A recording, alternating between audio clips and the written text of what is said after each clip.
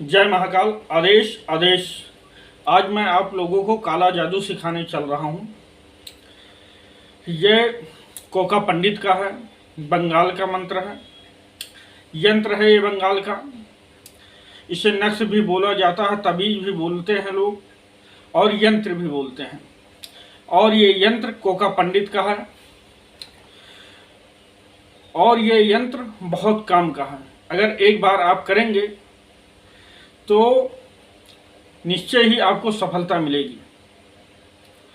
अगर किसी को आप अलग करना चाहते हैं, किसी को जुदा करना चाहते हैं, यानी दो लोग आपस में प्रेम करते हैं, या उनको लड़वाना चाहते हैं, या उनको अलग अलग करना चाहते हैं, तब ये तबीज काम करता है।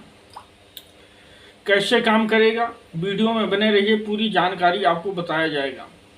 अगर वीडियो अच्छा लगे तो लाइक करें, शेयर करें, कमेंट करें, क्योंकि इसके वीडियो आपको YouTube पर मिल जाएंगे मगर हिंदी में नहीं मिलेंगे। आज हिंदी में पहली बार मैं डाल रहा हूं। आज की तारीख आप नोट कर लें।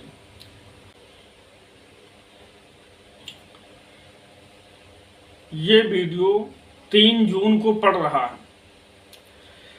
3 जून को ये वीडियो मैं डाल रहा हूं हिंदी में।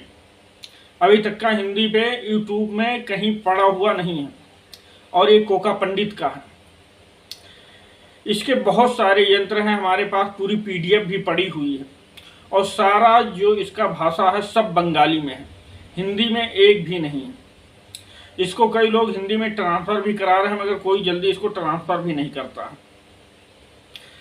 बहुत मुश्किलों के बाद मैं आप लोगों को आज मैं ये यंत्र आपको दे रहा हूँ।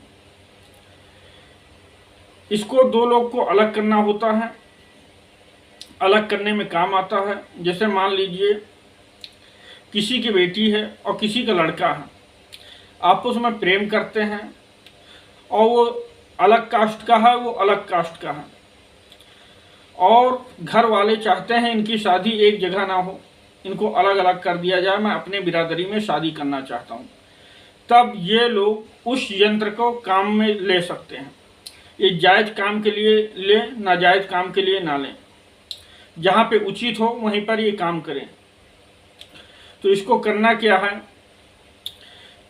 ये अलग अलग कर देगा, और जिसको अलग करना है उन दोनों व्यक्ति की पैर की मिट्टी की जरूरत पड़ेगी आपको। अगर लड़की है तो बायां पैर की मिट्टी लगेगी, लड़का है तो दाहिने पैर की मिट्टी लगेगी, और इसमें 2 पंख की जरूरत पड़ेगी आपको। 2 पंख लगेंगे आपको। एक पंख कौवा का लगेगा, एक पंख उल्लू का लगेगा। आपको किसी पंछी को मारना नहीं है, किसी पंछी के पीठ पर से उखाड़ना नहीं है, और कहीं आपको मरा हुआ मिल जाए या गिरा हुआ मिल जाए तो वहाँ से उठा लेना है। कौवा का पंख जो होगा, जो सफ़ेद गले में होता है पट्टा, वो वाला कौवा नहीं चलेगा। जो पेवर काला होता है उसी का पंख इसमें लगेगा। एक पंख कौवा का लगेगा, एक पंख उल्लू का लगेगा, जो बड़ा वाला उल्लू होता है उसका।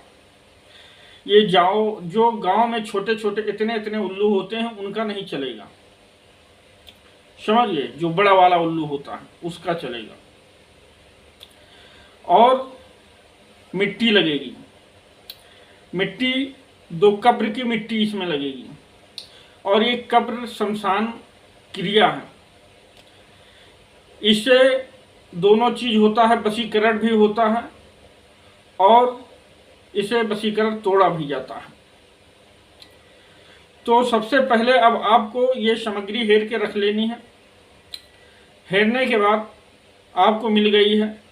अब देखना है जिस दोनों व्यक्ति को आप अलग करना चाहते हैं उसके ऊपर कोई बंदिश तो नहीं लगी।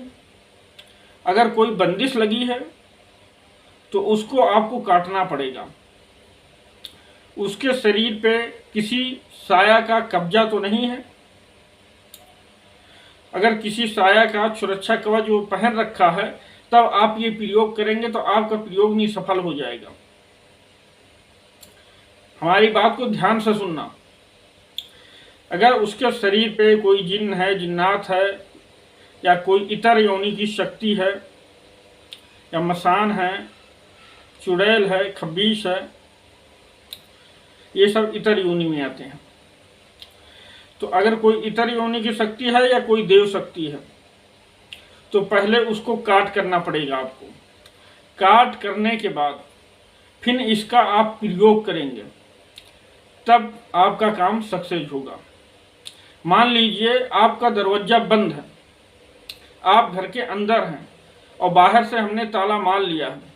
अब कोई आएगा डायरेक्ट आपके घर में घुसेगा, आपसे मुलाकात करेगा तो आपसे मुलाकात हो पाएगी? कभी नहीं मुलाकात हो पाएगी। आप लोग खुद समझदार हैं, जब तक का ताला खोला नहीं जाएगा, दरवाजा खुलेगा नहीं, तब तक का वो व्यक्ति आपसे मुलाकात नहीं कर सकता है। इसी प्रकार जब इस प्रयोग को किया जाता है, कई लोग करते हैं, कहते हैं गुरुजी काम नहीं हुआ। तो काम क्यों नहीं होता है? क्योंकि उसके शरीर पे जो बंदिश होती है उसको आप लोग काटते नहीं हैं और डायरेक्ट अमल कर देते हैं, फिर कहते हैं गुरुजी काम तो हुआ नहीं। तो इसी प्रकार जैसे अभी मैंने बताया दरवाजा के अंदर ताला बंद है, तो आप जब तक का दरवाजा नहीं खोलेंगे तब तक का अंदर नहीं जा सकते। उसी प्रकार जो शरीर पे बंदिश होती है, जब तक का उस बंदिश को नहीं काटा जाता है तब तक का प्रयोग नहीं सफल हो जाता है। जब बंदिश काट के करते हैं हम, तब फिर प्रयोग सक्सेसफुल होता है। तो इस तरीके काम होता है। इस काम करने में तंत्र लाइन में बड़ा दिमाग रखना पड़ता है। जो मैं आज बता रहा हूं ये आपको जल्दी कोई नहीं बताएगा। इसीलिए जो तांत्रिक लोग पैसा लेते हैं काम करने के लिए, इसीलिए लेते हैं क्योंकि उसके ऊपर जो शक्ति होती है पहले उसे हटाया जाता है। अगर किसी के घर में भूत भी भेजना हो ना, तो पहले उसके घर के देवता चेक करने पड़ते हैं। इसके घर में कौन देवता है, कौन मिट्टी बैठी हुई है, तो उसी हिसाब से मिट्टी देवता लगाया जाता है, भूत प्रेत भेजा जाता है, तब जाके काम बनता है। डायरेक्ट कोई कहे कि उसके घर में भेज दो, तो डायरेक्ट कोई नहीं भेज सकता। जब तक का किसी के घर के देवी देवता का मिलान नहीं करोगे तब तक का किसी के ऊपर कोई चीज आप नहीं भेज सकते हो, ये जान लो। तंत्र एक बहुत बड़ा गहरा जाल है जिसे हम समंदर कहते हैं। समुंदर में गोते मारते रहो, समुंदर का पता ही नहीं चलता। उसी तरह तंत्र एक बहुत बड़ा रहस्य है। इनमें जितना गोते लगाओ उतना ही कम है, जितना सीखो उतना ही कम है। नई नई चीज सीखने की जिज्ञासा होती ही रहती है लोगों की। तो अब आपको करना क्या है, आपने मिट्टी ले ली लड़की की और लड़का की, और आपने 2 कबर चुन लेनी है। कबर की मिट्टी ले लेनी है और उल्लू का पंख ले लेना है, कौवे का पंख ले लेना है। अब आपको इंतजार करना है अमावस्या का और शनिवार का। ये नौचंदी पे भी काम होता है, अमावस्या पे भी काम होता है, शनिवार को भी काम होता है। क्योंकि शनिवार और अमावस्या पे काली रात्रि होती है, बहुत तेज से चलता है। जो काम करो बहुत जल्दी सक्सेस मिलता है अमावस्या के दिन, या गुप्त नवरात्रि हो। तो इसमें अमावस्या के दिन आपको इस सारे सामान का जुगाड़ बना लेना है। फिर अब जो मिट्टी आप लेकर आए हैं, आदमी की और औरत की, और 2 शमशान घाट की। शमशान घाट की कहाँ लेना है, जहाँ पे कब्र हैं 2, वहाँ की लेना है।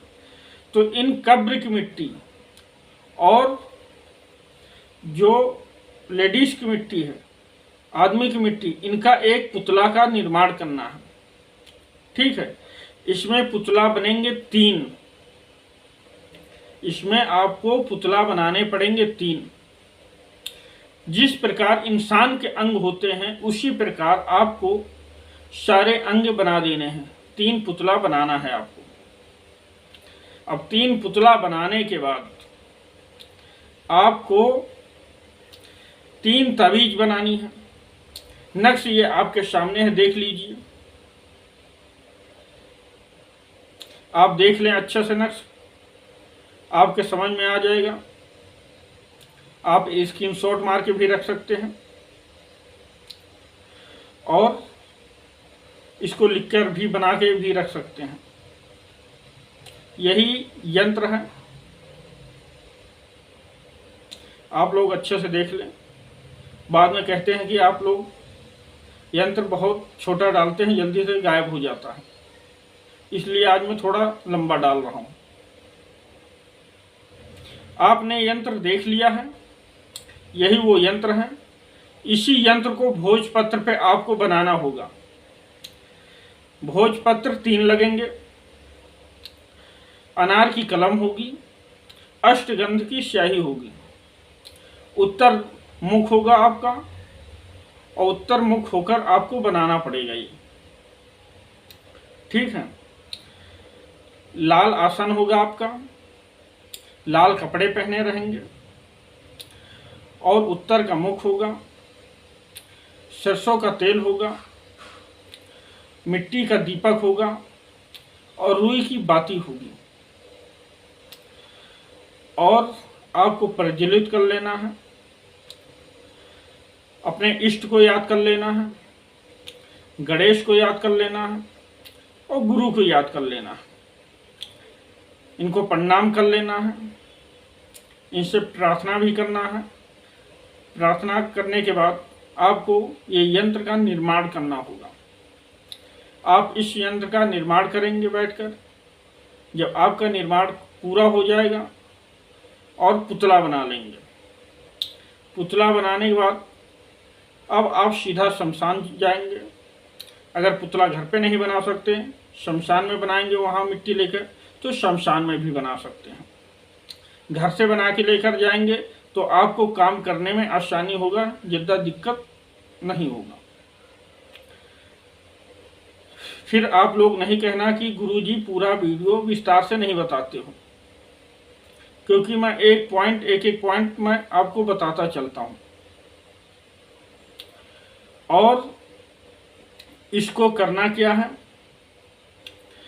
अब आपने पुतला तैयार कर लिया है। ये घर से बना ले या शमशान में बना ले। बनाने के बाद जो कौवा उल्लू की पंख है उसको भी इसी में भरना है, इसके पेट में। और जो यंत्र आपने बनाया है, यंत्र पे लड़के का नाम लिखना है तो लड़के के पिता का नाम लिखना है।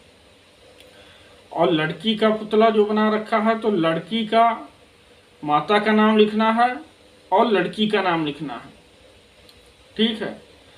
और उसमें ये लिखना है, दोनों लोग को मैं अलग करना चाहता हूं,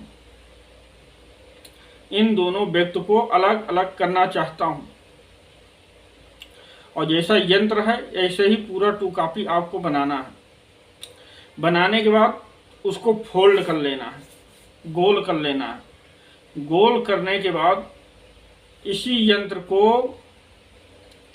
आपको उसके पेट में भर देना है, चीरा लगा के, ठीक है।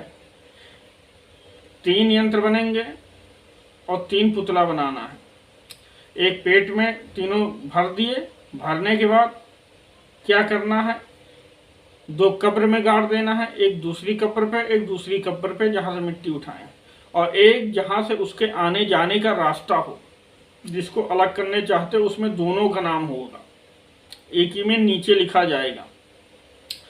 जिन दोनों व्यक्ति को अलग करना चाहते हैं उनको उनके रास्ते में गाड़ देना है। और बस अब आपका काम हो गया है। वो लोग आएंगे जाएंगे, आपस में लड़ाई होगा। और इसी को, क्योंकि ये शमशानी क्रिया है, बहुत तेज से चलती है।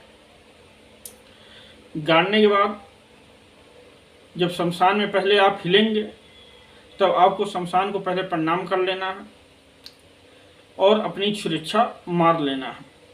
अपनी छुरिच्छा मार के घर से ही जाएं, वहाँ पहुँचेंगे, प्रणाम करेंगे, शमशान के राजा को प्रणाम करेंगे और उसको एक भोग देंगे, लौंग, कपूर, बतासा और दारू थोड़ा सा।